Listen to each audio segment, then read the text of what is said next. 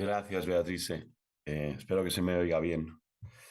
Magnífica exposición la de Carlos. Efectivamente, totalmente de acuerdo con todo.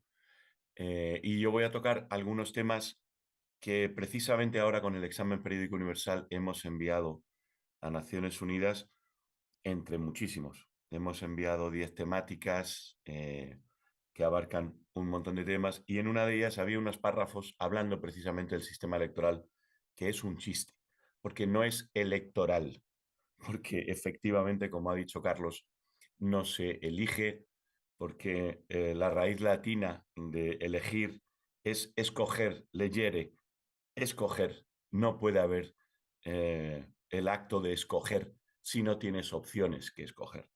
Pero bueno, decir que la Constitución de la República de Cuba señala en su artículo 5 que se declara al Partido Comunista de Cuba como la única fuerza política dirigente superior de la sociedad y del Estado. Esta definición establece, por tanto, un poder supraconstitucional a dicha Constitución. Es decir, ya no estamos hablando de una Constitución, que ha motivado que la doctrina académica señale su naturaleza, por ejemplo, irregular, e incluso la señale como antitipo de la Constitución, de constituciones, a la de la República de Cuba. Y otras con estas características, las socialistas, que tenían todas el mismo patrón. En tanto que subordina la soberanía popular de los ciudadanos y el poder público en su totalidad a los designios del Partido Comunista de Cuba, cuya definición y protocolos no forman parte, y esa es la segunda parte, no forman parte de la Constitución, no son susceptibles de cambios, por tanto, por parte del pueblo. El artículo 153 de la Ley 127, la Ley Electoral, establece textualmente que las comisiones de candidaturas se integran por representantes de la Central de Trabajadores de Cuba, de los Comités de Defensa de la Revolución, de la Federación de Mujeres Cubanas, de la Asociación Nacional de Agricultores Pequeños y de la Federación Estudiantil Universitaria y la Federación de Estudiantes de la Enseñanza Media, designados por las direcciones nacionales, provinciales y municipales respectivas. Esto es lo que dice la ley. Las entidades mencionadas forman parte de las organizaciones de masas, que de masas no tienen nada, son organizaciones estatales del partido en el poder.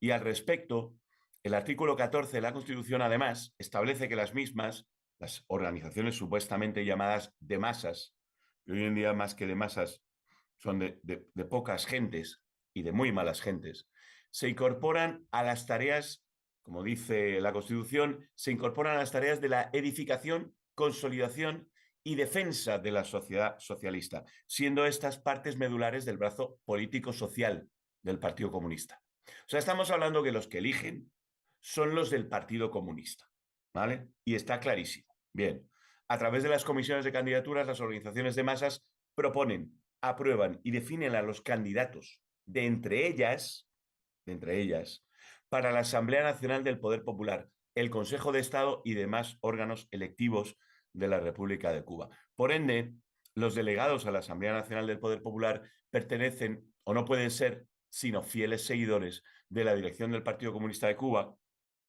para el correcto y efectivo ejercicio de su cargo, lo que tanto en la teoría como en la práctica significa la imposibilidad de que ningún disidente político, ninguna persona que opine distinto del Partido Comunista de Cuba, pueda formar parte del poder legislativo de Cuba. Es imposible, sustrayendo al pueblo cubano de toda opción de cambio por las vías democráticas, ¿no? Resulta igualmente preocupante que en la práctica, además, las embajadas y sedes diplomáticas de Cuba en el exterior no disponen ni gestionan la posibilidad de voto de los cubanos residentes en el exterior, ni siquiera para los que cumplen con los requisitos legales de participar en los procesos electorales. De manera que deberían ser muchos más.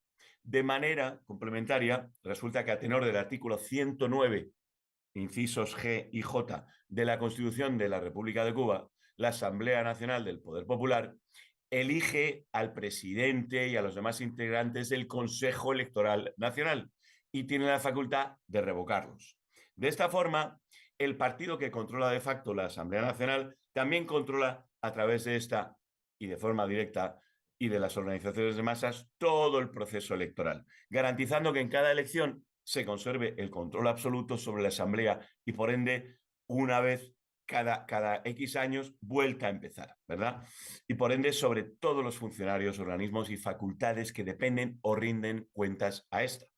A través de la Asamblea Nacional, del Poder Popular y de las organizaciones de masas, el Partido Comunista ejerce funciones legislativas, ejecutivas, administrativas, judiciales e ideológicas. Esto supone en la práctica y en la teoría del sistema político cubano, el partido, por tanto, detenta facultades omnímodas.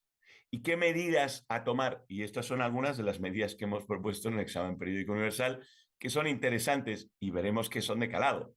La mejor medida a tomar para un caso totalitario como el del Partido Comunista de Cuba es que ese partido pierda el poder a manos del pueblo. Los funcionarios o los mismos mandatarios, como pasó con Gorbachev, en cierto modo, pero si se tratase de hablar de medidas para que aquello pudiera ir dando visos de cambio, una agenda de cambios paulatina podría ser esta. Por ejemplo, reformar la Constitución de la República en lo concerniente al sistema político, suprimiendo los artículos 4, 5, 6, reformando los artículos 109 y 229, para empezar, de manera que sean suprimidas del marco constitucional las facultades supraconstitucionales y supraestatales que el Partido Comunista de Cuba tiene sobre todo el Estado y la sociedad.